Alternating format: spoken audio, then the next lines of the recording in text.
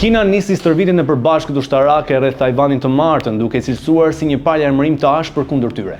Presidentja tajlandeze Lai Ching u portretizua nga Pekini si një parazit, ndërsa forcat tajlandeze u kundërpërgjigjen duke dislokuar anijet luftarake ndaj marinës kineze që u afrua brigjeve të ishullit.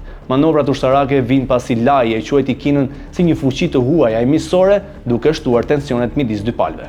Komanda e Teatrit Lindor e Kinës deklaroi se stërvitjet përfshin patrullime detare dhe ajrore, goditje ndaj objektivave dhe vendosjeve të bllokadave në rrugën Kyçe. Tajvani dënoi këtë veprim duke akuzuar Kinën si një burim problemesh dhe theksoi aftësinë e tij për vendmbrojtje.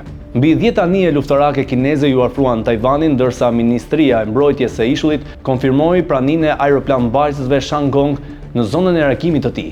Në përgjigje, Tajvani dislogoi avion, anije dhe aktivizoi sistemet raketore toksore. Stërvitjet pasuan largimin e sekretarit amerikan të mbrojtjes Pete Hegseth pas vizitave të tij në Japoni dhe Filipine, ku ai kritikoi Pekinin.